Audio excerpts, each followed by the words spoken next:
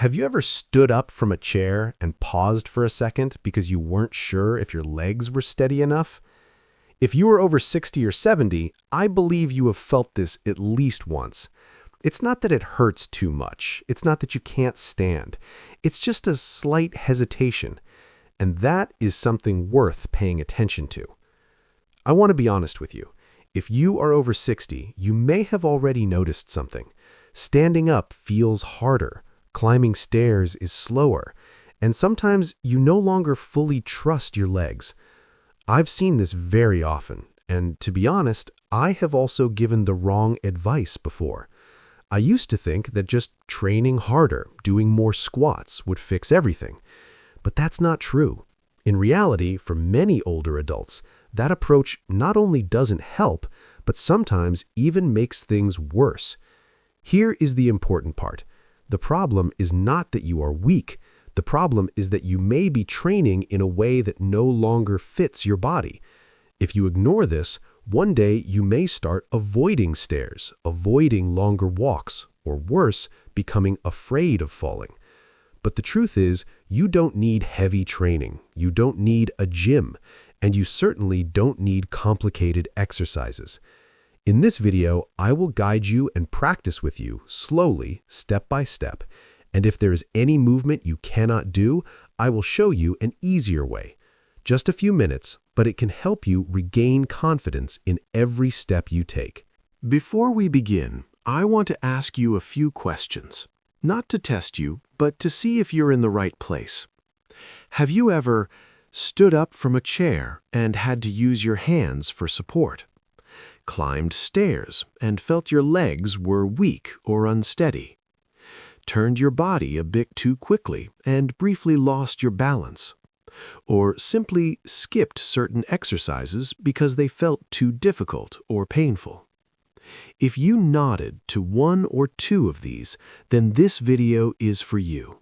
It doesn't matter if you are 65 or 85. It doesn't matter whether you have exercised before or not. What matters is this: you still want to maintain your independence and feel confident when you move. That is exactly what we are going to work on, step by step. If you've just realized that you've been in those situations, I want to tell you something directly. It's not that you haven't been trying. The problem is the way we are being guided is not truly suitable.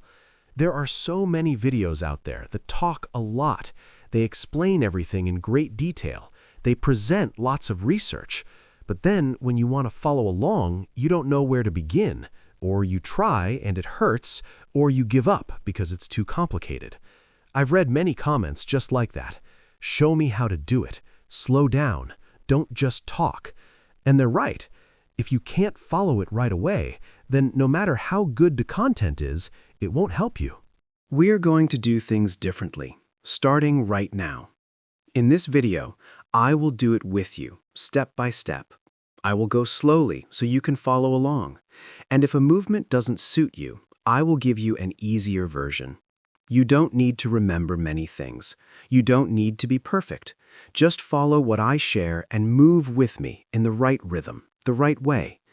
If at any point you feel, this is a bit difficult for me, that's okay. We will adjust right there.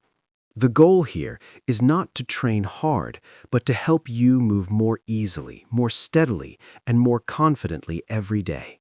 All right, let's begin. You don't need to prepare much, just a stable chair and a little bit of time. Exercise 1. Sit to stand. Sit upright on the chair. Place your both feet firmly on the floor. Now slowly stand up with me. No need to rush, just go slowly. 1, 2, stand up. Do you feel your legs working? That's a good thing. Now sit down just as slowly. If you find it difficult, you can lightly place your hands on your thighs for support or choose a slightly higher chair. If you feel comfortable, this time when you stand up, pause halfway for 2 to 3 seconds. Exercise 2. Heel raise. Stand behind the chair, lightly place your hands on the backrest. Rise up onto your toes, slowly, then lower down gently. Do this with me 10 times. Do you feel your calves warming up? That's a very good sign. Your calves are the pump that helps you walk more steadily. If you find it difficult, just lift slightly, or hold the chair more firmly. If you find it easy, at the top, hold for 2 seconds. Exercise 3. Balance tap. Stay standing behind the chair. Lift one foot slightly, then tap it forward, to the side, and then backward. Let's do it slowly. If you feel unsteady, that's okay. Just keep your hand on the chair. If you feel more confident, reduce the pressure on your hand or hold your leg up a little longer. Now, pause for a moment. Do you feel your legs lighter? Your body warming up? A bit more stable when standing? Even a small change like that is enough, and the most important thing you just did is you reactivated your body before it becomes weaker. You don't need to be perfect. You don't need to do a lot. Just this, a little each day. We will continue, but first, let your body feel this. If you tried earlier but felt pain or found some movements not suitable, that is completely normal. If you have knee pain, arthritis, osteoporosis, or are recovering from an injury, then we will go a bit slower. For the sit-to-stand exercise, choose a higher chair, use your hands more for support, or only stand up halfway and then sit back down. For the heel raise, you don't need to lift high, just raise your heels slightly off the floor. For the balance exercise, keep both hands on the chair, or simply stand steadily without lifting your foot yet. The principle is very simple. No pain? Continue. Pain? Reduce. You don't need to prove anything. You just need your body to feel safe and comfortable. Once you've found a level that suits your body, the next important step is to keep everything simple. You don't need a complicated workout schedule. If you remember just one thing, do this. Exercise 1, sit to stand, 5 to 8 repetitions. Exercise 2, heel raise, 10 to 15 repetitions. Exercise 3, balance hold, 3 to 5 repetitions on each side. Total time, about 3 minutes. You can do it before your morning coffee or before going to bed. No need for a fixed time. No need to be perfect. What matters is not how much you do, but whether you come back and do it again tomorrow. That's all. But if you stay consistent, your body will begin to change. If you're thinking, can 3 minutes really make a difference? I understand that feeling. I remember an 82-year-old man who once told me, I don't need to be much stronger. I just want to stand up without having to think about it. At first, he did very little, just a few sit-to-stand repetitions each day and some heel raises while standing in the kitchen. Nothing special.